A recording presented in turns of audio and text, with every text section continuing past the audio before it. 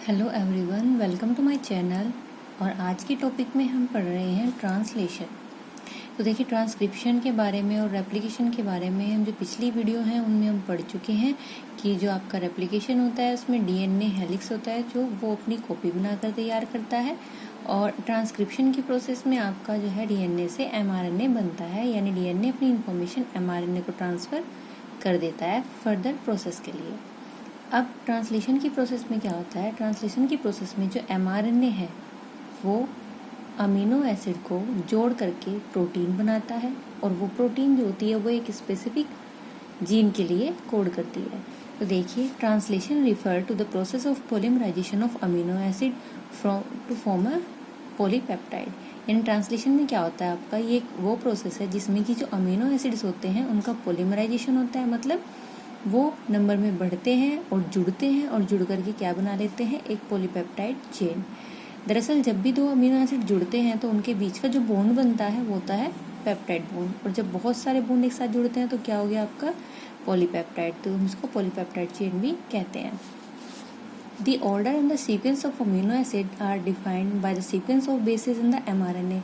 यानी जो आपका सीक्वेंस mRNA में होगा, आपका जो बेसिस का सीक्वेंस होगा उसी बेसिस को रीड करके वैसे ही अमीनो एसिड जो है जुड़ेंगे और उनका सीक्वेंस भी वैसा ही होगा।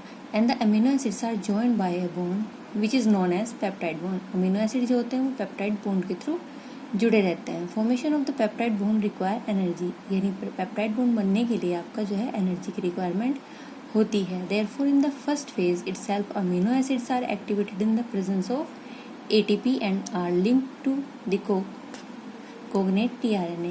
देखिए, हमने आपको बताया था जो RNA के टाइप होते हैं tRNA, mRNA और आपका जो बताया था rRNA। mRNA क्या होता है? मैसेंजर RNA की तरह काम करता है जिस पे कि हम वर्क कर रहे हैं। tRNA क्या होता है? ये ट्रांसफर RNA होता है। ये साइटोप्लाज्म से अमीनो एसिड को अपने साथ बाइंड करके लाता है और उसको mRNA तक पहुंचाता है। इसके बाद आपका क्या होता है? लास्ट वन जो होता है वो होता है हमारा RNA, जो कि राइबोसोमल RNA है और राइबोसोम को बनाने में हेल्प करता है। तो उन्होंने कहा है कि जो फर्स्ट आपका फेज होगा उसमें ATP के थ्रू, ATP की प्रेजेंस में आपका जो होगा अमीनो एसिड जो होंगे वो एक्टिवेटेड होंगे, और एक्टिवेटेड होने के बाद वो tRNA से जाकर के जुड़ जाएंगे, और इस प्रोसेस को हम क्या बोलते हैं? Charging of tRNA। ये 1 मार्क्स में क्वेश्चन कई बार आपका आया हुआ है, और इसको हम क्या बोलते हैं? Amino acylation of tRNA।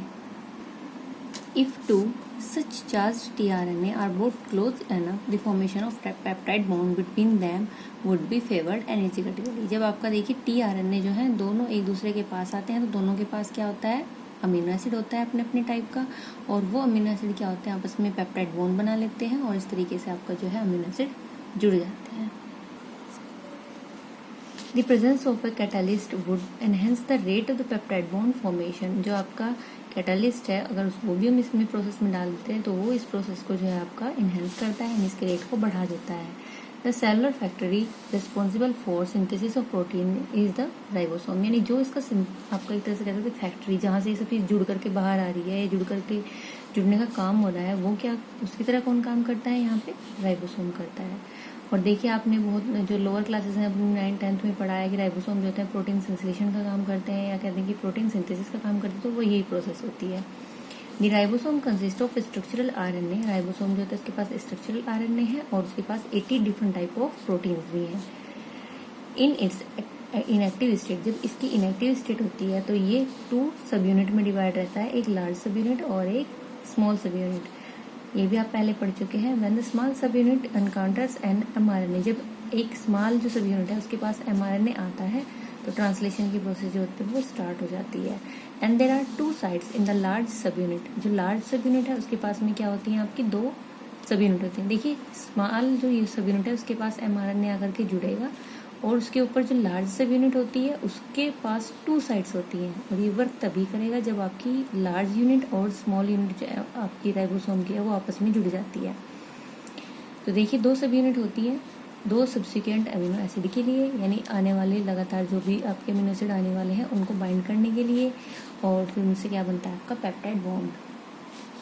The ribosomes also act as a catalyst for the formation of peptide bond. Ribosome खुद भी एक कैटालिस्ट का काम ही करता है पेप्टाइड बॉन्ड बनाने में। The translation unit in mRNA is a sequence of RNA। जो ट्रांसलेशन की यूनिट है यानी जिसका हमें आपका mRNA में ट्रांसलेशन करना है और जो सीक्वेंस आपके RNA पे प्रेजेंट होते हैं वही आपके बताते हैं कि कैसे आपके कोडोन उसके ऊपर जो प्रेजेंट है वो कैसे अमीनो एसिड उसके ऊपर जुड़ेंगे। जैसे स्टार्टिंग आपका क्या होता है, हमेशा स्टार्टिंग में स्टार्ट कोडोन होते हैं और लास्ट में क्या होता है आपका स्टॉप कोडोन होते हैं। तो देखिए by the start codon and stop codon and code for a polypeptide, यानी कि स्टार्टिंग में आपके स्टार्ट कोडोन होते हैं, लास्ट में आपके स्टॉप कोडोन होते हैं और बीच में अभी क्या होती है एक तरह से polypeptide chain. An mRNA also has some additional sequences that are not translated and are referred as untranslated regions. mRNA के पास देखिए स्टार्ट कोडोन है, स्टॉप कोडोन है, बीच का एक जो आपके कोडोन्स हैं वो जो पॉलीपेप्टाइड बना रहे हैं वो है, और उससे अलग कुछ ऐसे रीजन भी हैं जो अनट्रांसलेटेड रहते हैं, उनको हम बोलते हैं UTR। And the UTRs are present at both, यानी वो 5' एंड पर भी प्रेजेंट होते हैं जहाँ पे आपका स्टार्ट कोडोन है उससे पहले, और 3' एंड पर भी प्रेजेंट होते हैं जहाँ पे आपका स्टॉप कोडोन है उसके बाद। And they are required for efficient translation process. अब देखिए अब इसमें क्या होता है, देखिए सबसे पहले हम डायग्राम से यहाँ से समझ लेते हैं। देखिए ये क्या है आपका mRNA, इसके ऊपर जो है यहाँ पे कोडोन्स है, ये आपकी लार्ज यूनिट है राइबोसोम की और ये स्मॉल यूनिट है। ये जब इनएक्टिव रहता है तो सेपरेट रहते हैं, लेकिन जब इससे आकर के दोनों बाइंड होते हैं तो तभी अपनी एक्टिव फॉर्म में आता है।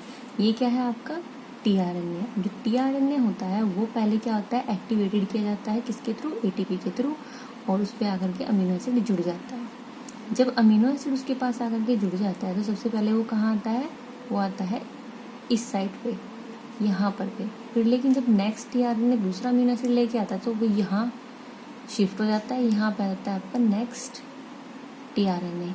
तो जब वो दोनों दूसरे क्लोज आते हैं तो जो एनर्जी क्रिएट होती है उसके थ्रू क्या होता है, दो यहाँ पे पेप्टाइड बॉन्ड बन जाता है और पेप्टाइड बॉन्ड होकर के वो दो आपस में जुड़ जाते हैं। फिर ये जब यहाँ पे आ गया आपका जुड़ गए दो आपके और पेप्टाइड बॉन्ड भी फॉर्मेशन हो गया, तो नेक्स्ट tRNA जो है अगला अमीनो एसिड लेकर के आता है और ये जो आपका जो है mRNA वो शिफ्ट होता रहता है, नेक्स्ट कोडोन को रीड करता रहता है। तो जब दो mRNA दो अमीनो एसिड आपके यहाँ पेप्टाइड बॉन्ड के थ्रू जुड़ गए तो फिर क्या होता है कि tRNA यहाँ से इनको छोड़ करके रिमूव हो जाता है और नेक्स्ट tRNA के लिए यहाँ पे जगह करता है। इस तरीके से चेन सेपरेट होती रहती है, tRNA उसको पेप्टाइड बॉन्ड के थ्रू जोड़ करके अलग निकलता रहता है और नेक्स्ट आपका tRNA के लिए स्पेस बनता रहता है, क्योंकि ये जो है आपका यहाँ पे शिफ्ट होता रहता है। तो इस तरीके से ये पूरी प्रोसेस रन करती है। अब देखिए for initiation the ribosome bind to the mRNA। शुरुआत में क्या होता है, राइबोसोम जो होता है वो mRNA से बाइंड होता है और कहाँ पे, जहाँ पे स्टार्ट कोडोन होते हैं, और वो आपके रिकॉग्नाइज कर ले जाते हैं इनिशिएटर tRNA से। इनिशिएटर tRNA भी देखिए वही होगा क्योंकि सभी में आपका स्टार्ट कोडोन भी वही होंगे। अब देखिए जैसे AUG है, इसके लिए क्या होना चाहिए यहाँ पे आपका UAC।